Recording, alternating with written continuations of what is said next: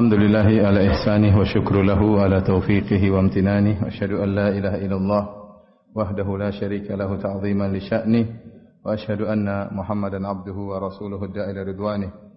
Allahumma salli alaihi wa ala alihi wa ashabihi wa ikhwanih. Hadirin dan hadirat yang dirahmati oleh Allah Subhanahu wa taala, pada kesempatan yang bahagia ini kita akan mengangkat topik tentang bagaimana mauqif atau sikap seorang muslim terhadap penyakit yang sedang tersebar di dunia, yaitu penyakit virus corona Yang kita tahu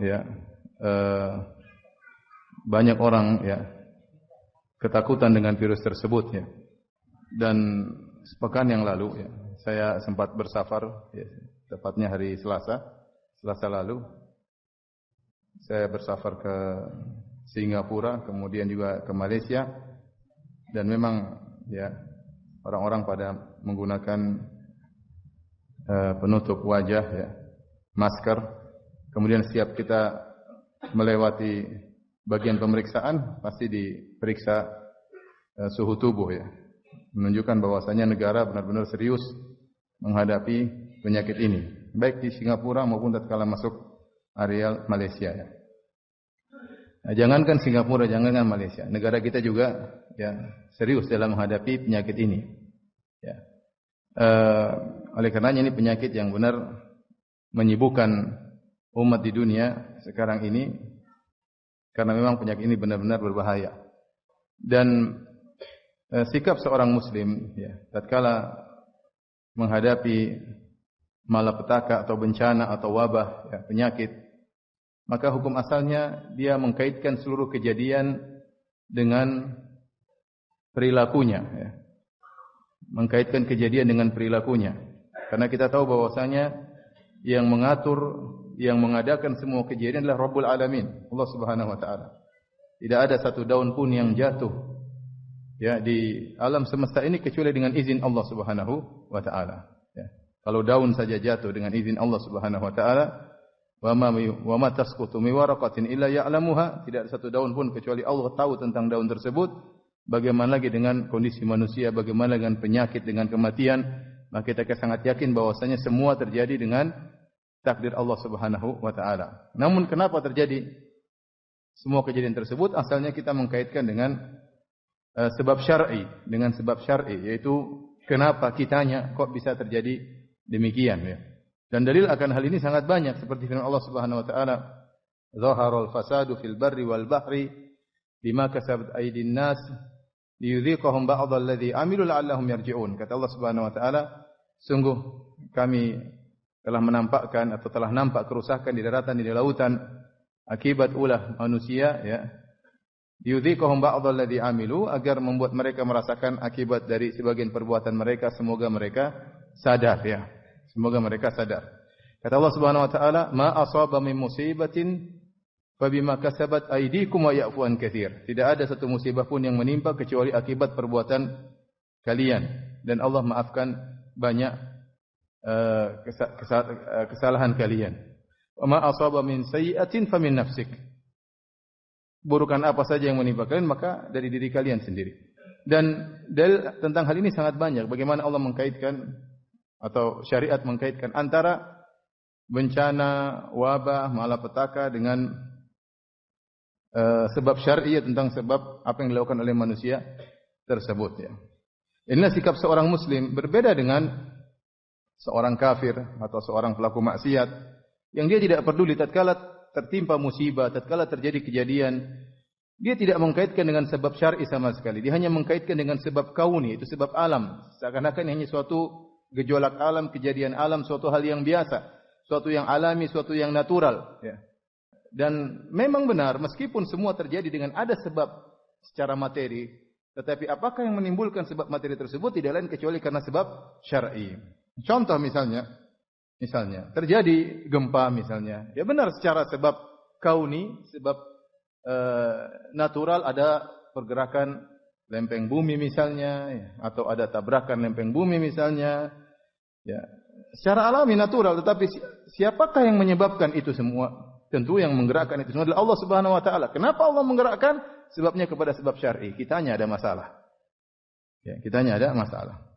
Nggak usah jauh-jauh. Ya.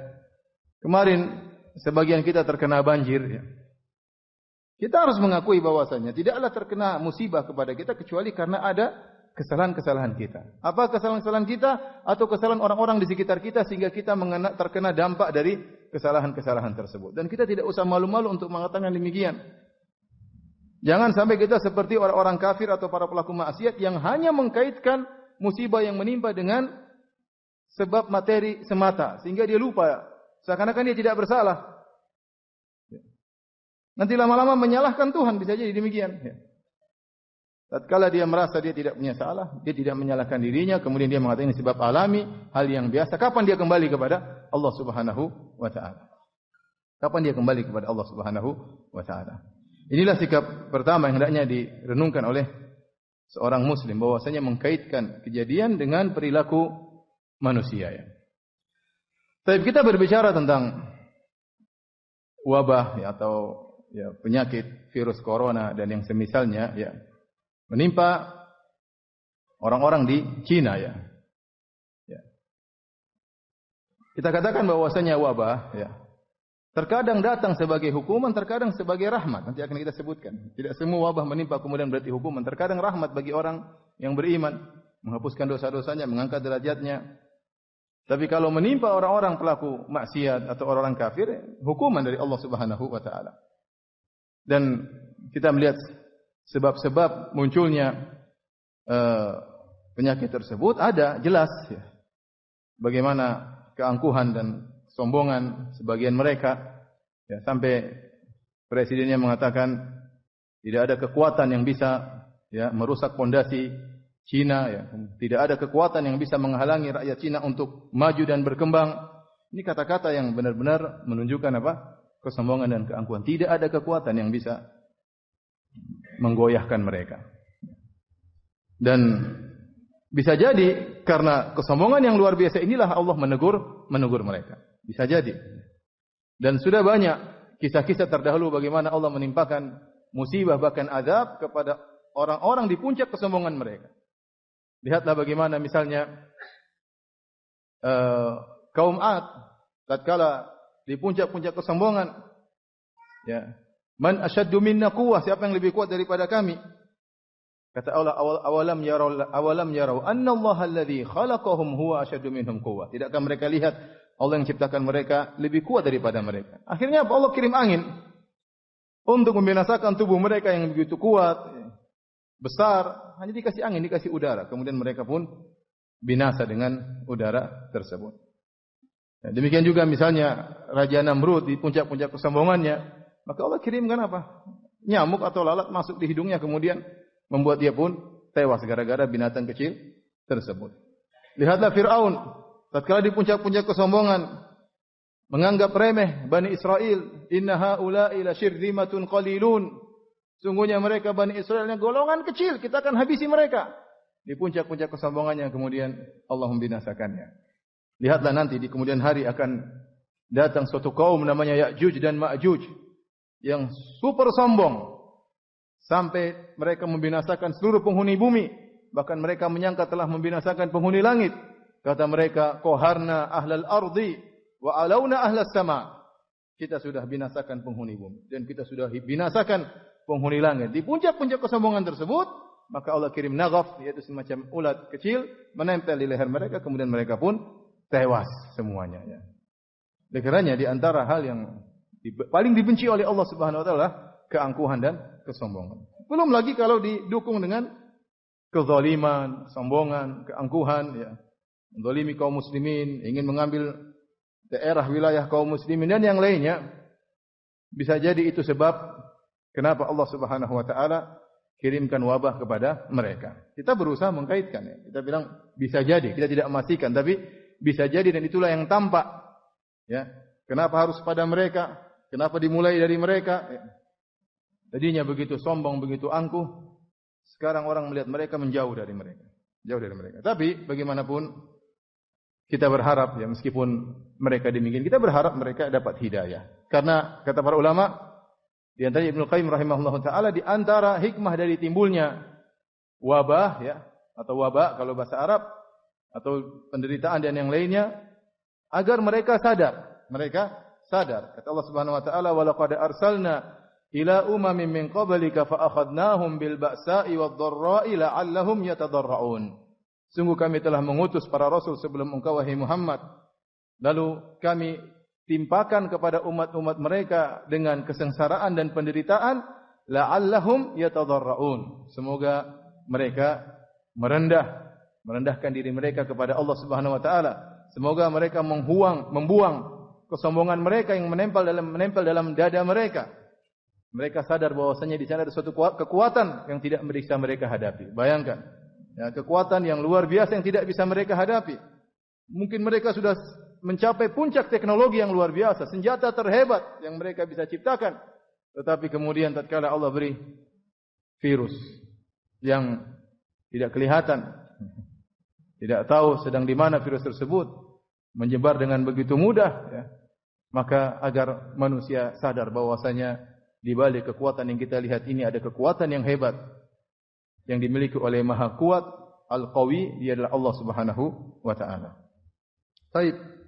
Hadirin dan hadirat yang mati oleh Subhanahu wa taala, ya.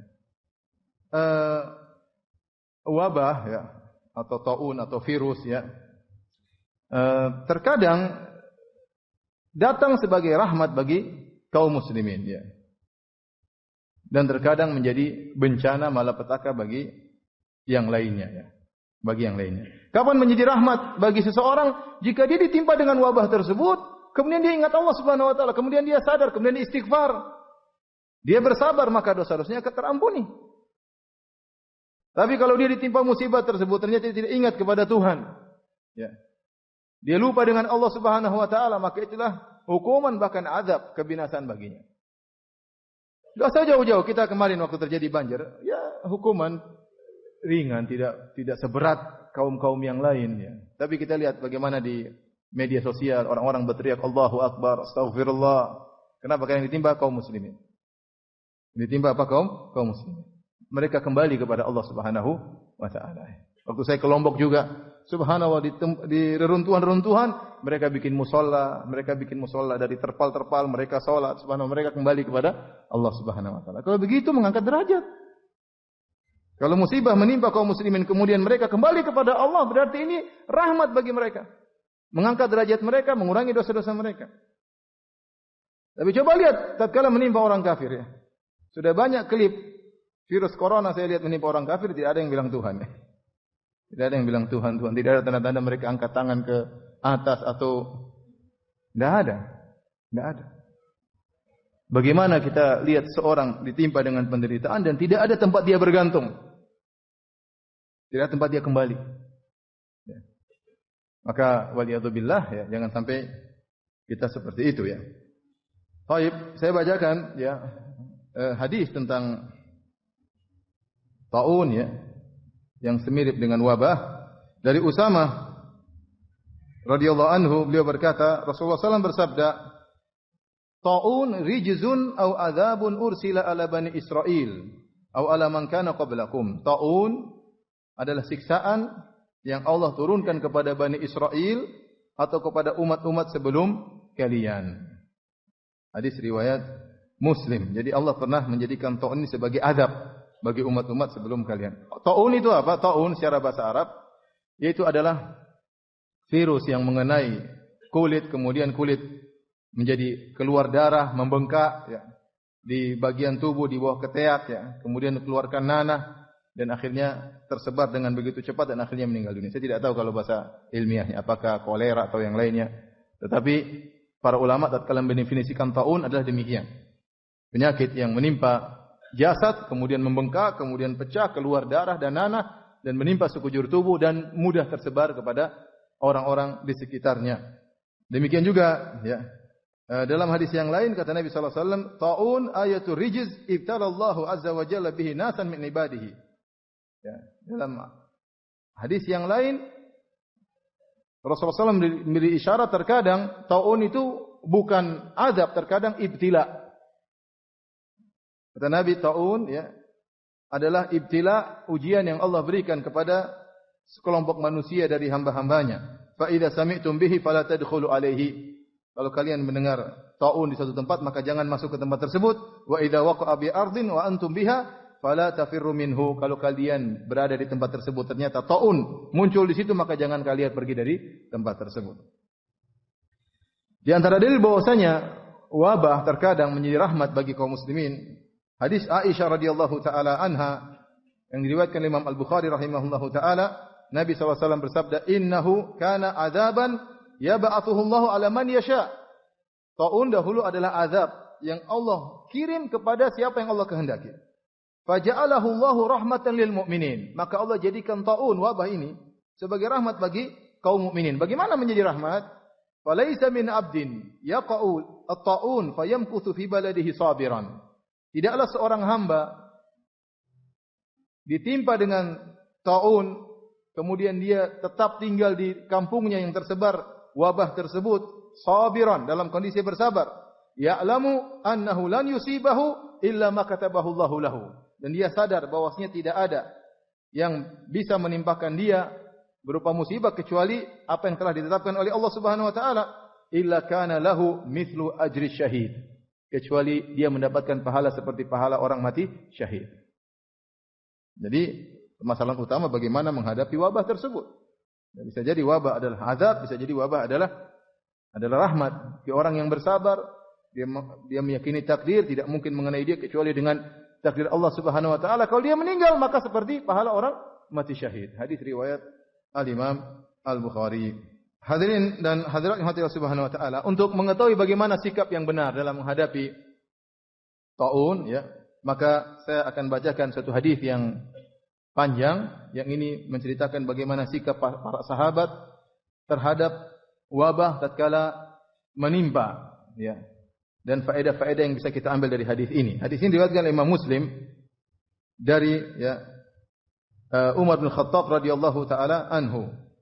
Ibnu Abbas berkata, "Anna Umar bin Khattab kharaja ila Syam." Kata Ibnu Abbas radhiyallahu anhu bahwasanya Umar bin Khattab pergi ke negeri Syam. Hatta idza kana bisarqa laqiyahu ahlul ajnad. Tatkala beliau tiba di suatu tempat namanya Sarqa, ada yang mengatakan di tempat perbatasan antara Urdun dengan Arab Saudi, ya. Maka dia pun ditemui oleh ahlul ajnad, yaitu yang ditugaskan oleh Umar memiliki kekuasaan-kekuasaan kecil atau pasukan-pasukan kecil. Abu Ubaidah bin al-Jarrah wa ashabuhu, yaitu Abu Ubaidah bin al-Jarrah dan teman-temannya. Fa akhbaruhu anna al-waba' qad waqa'a bisyam. Lantas mereka kabarkan kepada Umar bahwasanya wabah telah, ya, menimpa di negeri Syam. Padahal Umar ingin pergi menuju ke negeri Syam. Apa itu wabah? Apa itu taun? Kata para ulama, wabah lebih umum daripada taun. Kalau taun tadi jenis wabah yang berupa luka-luka di badan, keluar nanah, bengkak-bengkak, kemudian akhirnya menjadikan seorang meninggal dunia. Adapun wabah lebih umum. Ya, tapi mereka mengatakan wabah adalah suatu penyakit yang mudah tersebar dan menimpa semuanya dalam waktu yang singkat. Beda dengan kita sehari-hari, satu sakit ini, satu sakit yang lainnya, satu sakit A, satu sakit B. Adapun kalau wabah, penyakitnya sama dan mudah menimpa semua orang dalam waktu yang singkat. Ya, kalau kita katakan virus lah, virus, ya. Istilah dalam Islam namanya wabah. Ya, maka Abu Ubaidah mengatakan, ya Umar, sungguhnya virus sudah menimpa atau wabah telah menimpa negeri Syam. Maka Umar berkata, Umar tidak tahu apa yang dia lakukan. Dia sudah berjalan menuju negeri Syam. Maka dia berkata, panggilkan kepadaku orang-orang muhajirin al-awwalin, orang-orang muhajirin yang pertama-pertama, orang saleh. Maka kata Ibnu Abbas, pada autuhum, aku pun panggil mereka. Setelah itu Umar pun bermusyawarah dengan kaum muhajirin. Kemudian Umar mengabarkan kepada mereka bahwasanya wabah telah menimpa negeri Syam. Bagaimana, apa yang harus kita lakukan? Fakhtalafu, maka mereka pun khilaf kaum muhajirin. Sebagian mereka berkata, qad kharajta li amrin wa la nara an tarji anhu. Wahai Umar, kau sudah keluar punya keperluan sesuatu di negeri Syam, menurut kami jalan terus, jangan mundur meskipun ada wabah. Menunjukkan tawakal mereka luar biasa. Jalan terus, tidak usah mundur. Ya. Wa qala ba'dhum ma'aka baqiyatun nas wa ashabu Rasulillah sallallahu alaihi wasallam wa la nara an tuqdimahum ala hadzal waba. Kata sebagiannya yang lain, wahai Umar, kau sekarang bersama dengan banyak orang, Menurut kami jangan kau bawa mereka menuju ke wabah tersebut. Dua pendapat. Satu bilang maju, satu bilang jangan. Akhirnya Umar belum bisa memutuskan. Orang-orang soleh dari kalangan muhajirin berselisih. Umar irtafi'u anhu. Pergi kalian. Kemudian Umar berkata, ya, panggilkan kaum Ansar. Maka Ibnu Abbas pun panggilkan kaum Ansar. Umar ingin mendengar pendapat mereka. Kemudian setelah dimusyawarahkan, fasalaku sabilal muhajirin. Ternyata mereka sama dengan kaum muhajirin. Dua pendapat. Sebagian mengatakan maju terus, cuek saja. Ya, tawakal kepada Allah. Yang satu mengatakan jangan. Ini kita bawa orang ke kebinasaan, penyakit, wabah. Faqala irtafi'u anni. Kata Umar, pergi kalian. Kemudian kata Umar, ud'u liman kana hahuna min masyakhati Quraisyin min muhajiratil fathi. Panggillah sisa-sisa orang-orang tua, ya, dari orang-orang yang masuk Islam menjelang Fatu Makkah atau setelah Fatu Makkah. Ada orang tua, biasanya orang tua. Umar punya pandangan yang jauh, mereka punya pengalaman. Umar ingin mendengar pendapat mereka. Akhirnya tatkala mereka berdiskusi dengan Umar, semuanya sepakat. Yang orang-orang tua ini semuanya sepakat. Mereka berkata, naro antarji'a bin nas wala tuqdimahum ala hadzal waba. Menurut kami sudah, kita pulang saja. Wala tuqdimhum ala hadzal waba. Jangan kau ajak mereka kepada wabah tersebut. Maka Umar pun mengambil seluruh manusia, manggil pasukan. Para jamaah dipanggil oleh Umar. Umar mengatakan, inni musbihun ala dhahrin fa asbihu alaihi. Saya akan balik pulang. Silakan, kita naik kendaraan, kita pulang. Maka Abu Ubaidah bin Jarrah menegur, afiraran min qadarillah. Subhanallah, Abu Ubaidah ingin jalan terus. Kata Abu Ubaidah, ya Umar, apakah kau lari dari takdir Allah Subhanahu wa taala? Faqala Umar, lau ghairuka qalaha ya Abu Ubaidah. Kalau yang ngomong bukan kau Abu Ubaidah, mungkin saya sudah kasih pelajaran, ya. Atau kau tidak pantas, kau punya ilmu, kenapa ngomong seperti ini? Para ulama khilaf tentang apa maksud kata Umar. Naam, Umar menjawab. Nafirru min qadarillah ila qadarillah. Kita lari dari takdir Allah menuju takdir Allah yang lain. Akhirnya, ya, datang Abdurrahman bin Auf.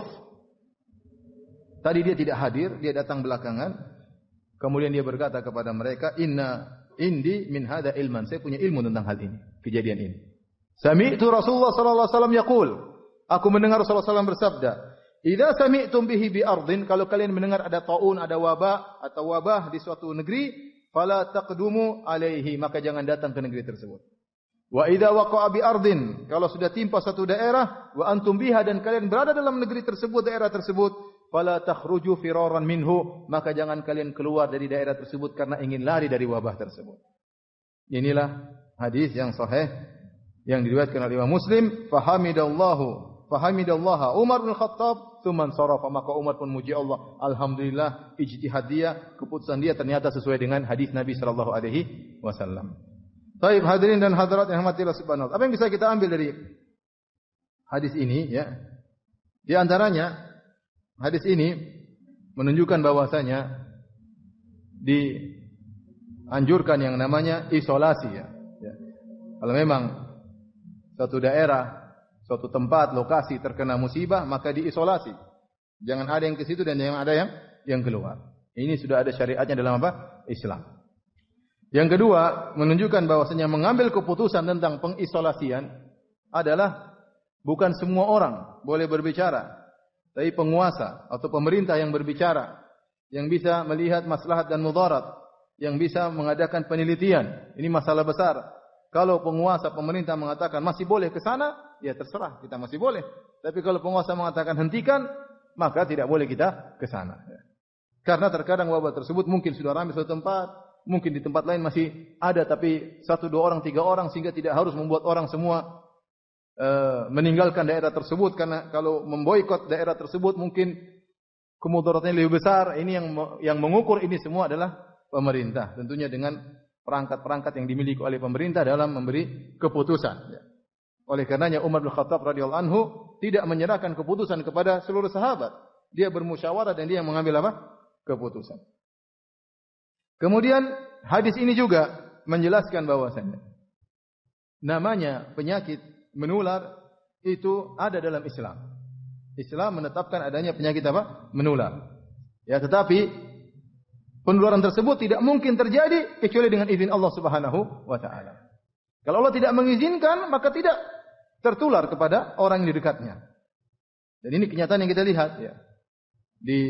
Bayangkan di Wuhan tersebar virus, tapi tidak semua kena. Tidak semua kena. Banyak orang Indonesia di sana, mereka juga jalan ke sana ke sini, mereka juga interaksi dengan orang-orang di sana, ternyata banyak yang tidak kena ya. Kalau Allah berkehendak kena, kalau Allah berkehendak tidak kena. Oleh karenanya benar datang dalam hadis kata Nabi sallallahu alaihi wasallam, la adwa, tidak ada penyakit menular. Nabi berkata tidak ada penyakit menular. Apa maksudnya? Para ulama menjelaskan bahwa Nabi sallallahu alaihi wasallam ingin membantah keyakinan orang-orang jahiliyah yang menyangka bahwasanya tertular itu terjadi dengan sendirinya. Maka Nabi bantah, Nabi mengatakan penyakit tertular itu ada, tapi yang mengizinkan terjadi tertularnya adalah siapa? Allah Subhanahu wa taala.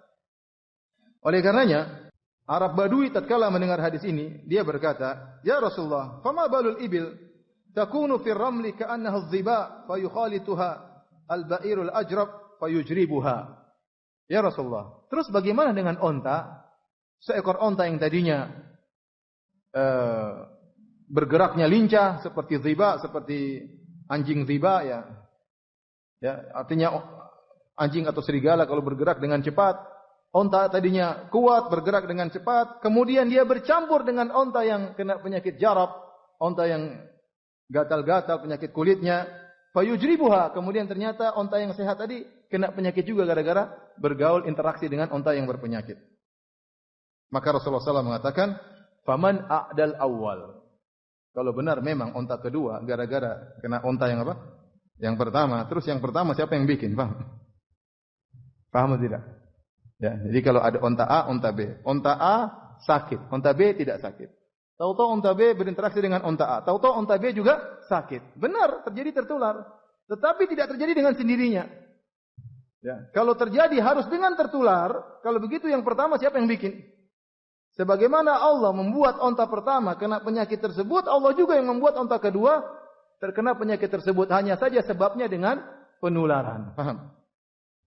Jadi untuk membantah orang-orang jeli yang mengatakan bahwasanya tular terjadi sendirinya. Ya. Kalau tertular terjadi sendiri, kemudian yang awal siapa yang tularkan? Ya. Allah menciptakan penyakit pada onta yang pertama sebagaimana Allah ciptakan penyakit pada onta yang kedua, namun sebabnya dengan apa adanya tertular. Oleh karenanya Nabi SAW juga bersabda, la yuridanna mumridun ala musih. Jangan sampai onta yang sakit dibawa kepada onta yang sehat. Kenapa Nabi ini mengatakan demikian? Karena bisa jadi terjadi apa? Penularan. Baik, ini dalil bahwasanya dalam syariat Islam ada namanya penyakit menular. Dan kita disuruh mengambil sebab, yaitu berusaha untuk tidak ya menuju pada lokasi penyakit. Ya. Di antara dalil juga yang menunjukkan adanya penularan adalah hadis yang sedang kita bahas.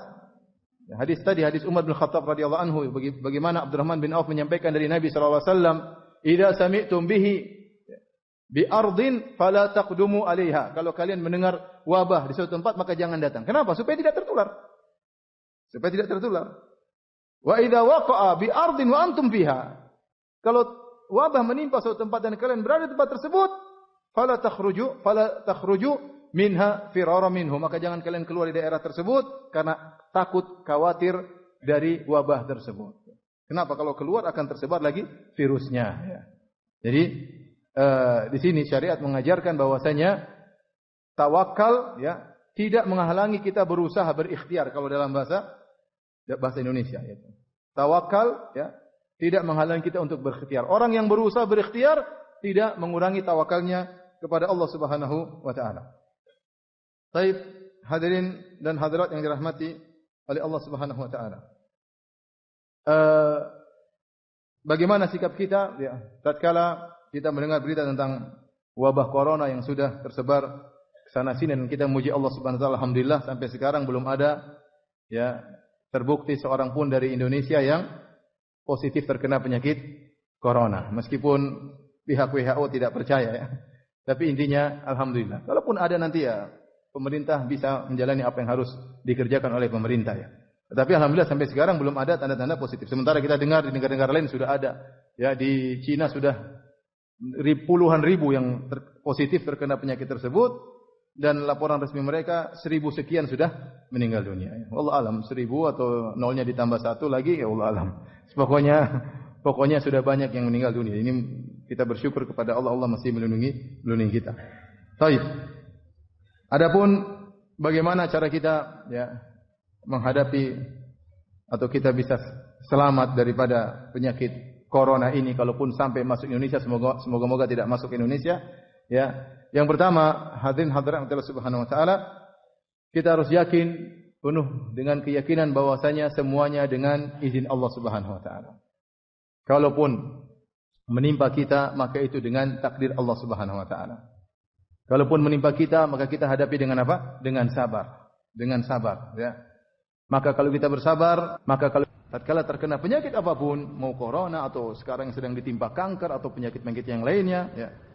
Kita katakan kematian tetap datang kepada kita. Ta'addadatil asbabu wal mautu wahid. Sebab-sebab kematian banyak, kematian satu, ya. Ada yang meninggal karena kena corona, ada yang meninggal ya kena kanker, ada yang meninggal ketabrak mobil, ada yang meninggal kena penyakit lain, ya. Tetapi bagaimana sikap kita tatkala terkena musibah? Kita sabar, kita meyakini, ya. Kun lan yusibana illa ma katabahu Allahu lana, ya. Katakanlah bahwasanya tidak ada yang menimpa kita kecuali apa yang telah Allah takdirkan kepada kita. Ya. Meskipun kita sudah berusaha menghindar, kalau memang Allah takdirkan kena, akan kena. Alam tara ila alladziina kharaju min diyarihim wa hum ulufun hadaral maut. Faqala lahumullahu mutu tsumma ahyahum. Kata Allah Subhanahu wa taala, tidakkah kau lihat kepada orang-orang Bani Israel di zaman dahulu, mereka keluar dari negeri mereka karena takut mati. Sebagian ahli tafsir mengatakan ada wabah menimpa negeri mereka. Kemudian mereka keluar takut mati, mereka keluar meninggalkan negeri tersebut. Tiba-tiba Allah mengatakan, mutu, matilah kalian. Mereka sudah pergi menjauh negeri mereka, sudah tempat di lembah, tiba-tiba Allah matikan mereka. Apakah mati karena wabah ataukah mati karena sebab yang lain, ya. Yang jelas kita semua akan meninggal dunia. Kalaupun terkena musibah tersebut, maka kita bersabar. Kemudian yang kedua, perbanyak berdoa kepada Allah Subhanahu wa taala. Di antara doa-doa yang diajarkan oleh Rasulullah sallallahu alaihi wasallam, ya, seperti doa pagi petang. Bismillahilladzi la yadhurru ma'asmihi syai'un fil ardi wala fis sama' wa huwas samiul alim. 3 kali kita baca, pagi dan petang. Dengan nama Allah, ya, yang suatu pun tidak bisa memberi kemudaratan suatu di langit maupun di bumi. Kalau kita sebut nama Allah tersebut, wa huwas samiul alim, dan dia Maha mendengar lagi Maha mengetahui. Kita ucapkan dengan penuh keyakinan. Kalau biasanya kita hanya baca lalu begitu saja tanpa kita hayati, maka hendaknya tatkala kita sudah terdengar virus tersebut tersebar, maka kita lebih konsentrasi membaca doa ini. Bismillahilladzi la yadhurru ma'asmihi syai'un fil ardi wala fis sama' wa huwas samiul alim. Insyaallah barang siapa mengucapkannya dengan penuh keyakinan 3 kali di pagi hari, 3 kali di petang hari, maka insyaallah dia tidak akan terkena penyakit virus corona, ya. Saya bilang buktinya, nggak usah jauh-jauh, lihat orang Indonesia tinggal di tengah-tengah Wuhan, ya. Tinggal di tengah-tengah, berinteraksi dengan mereka, tapi tidak semua kena. Tapi tidak semua kena. Ya. Pulang, alhamdulillah sampai sekarang belum ada yang positif terkena penyakit apa? Virus corona, ya. Mudah-mudahan mereka semua dilindungi oleh Allah Subhanahu wa taala. Artinya ada yang kena, ada yang tidak kena. Seperti kemarin virus kasus apa? Yang di kapal pesiar, ya. Ribuan situ, kan tidak semua kena. Ada yang kena, ada yang tidak kena, ya. Ya. Allah berkehendak, ini kena, ini tidak kena, kehendak Allah Subhanahu wa taala.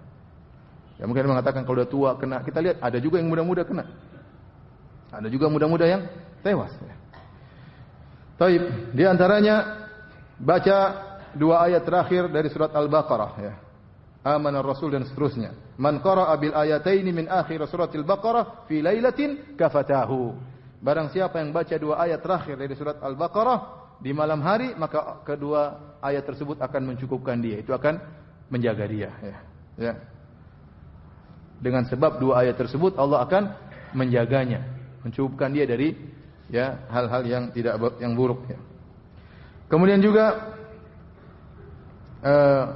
membaca Qul huwallahu ahad dan Qul a'udzu birabbil falaq dan Qul a'udzu birabbin nas setiap pagi dan setiap sore 3 kali. Ini juga di antara zikir pagi petang. Seorang sahabat berkata, "Kharajna fi lailatin matiratin wa dhulmatin shadidatin." Kami keluar bersama Nabi SAW dalam satu malam yang hujan deras, di dalam kegelapan yang sangat gelap. Natlubu Rasulullah SAW yusalli lana. Kami keluar, kami mencari Nabi SAW agar Rasulullah SAW mengimami kami. Fa adraktuhu faqala, maka aku pun menemui Nabi dan Nabi berkata, "Qul," katakanlah. Falam aqul syai'an, aku tidak mengucapkan apa-apa. Tsumma qala, Nabi berkata lagi, "Qul," ucapkanlah. Falam aqul syai'an, aku tidak mengucapkan apa-apa. Qala qul, ketiga kali kata Nabi, ucapkanlah. Qultu ma aqul, apa yang aku ucapkan? Kata Nabi SAW, "Qul huwallahu ahad wal muawwidzatain," yaitu qul a'udzu birabbil falaq, qul a'udzu birabbin nas, hina tumsi wa tusbihu 3 marrat, pagi 3 kali, petang 3 kali, takfika min kulli syai', maka akan mencukupkan engkau dari segala sesuatu, yaitu akan menjagamu. Ini antara sebab ya kita melakukan sebab-sebab yang syar'i, di antaranya dengan baca doa-doa tersebut. Kemudian juga doa pagi petang yang diajarkan oleh Nabi SAW. Allahumma inni as'alukal afiyata fid dunya wal akhirah. Ya Allah, aku mohon kepada engkau keselamatan di dunia dan di akhirat. Al-afiyah adalah keselamatan. Di antaranya keselamatan dari penyakit. Ya. Allahumma inni as'alukal afwa wal afiyata fi dini wa dunyaya wa ahli wa mali. Ya Allah, aku mohon kepada engkau ampunan dan keselamatan dalam agamaku maupun duniaku, wa ahli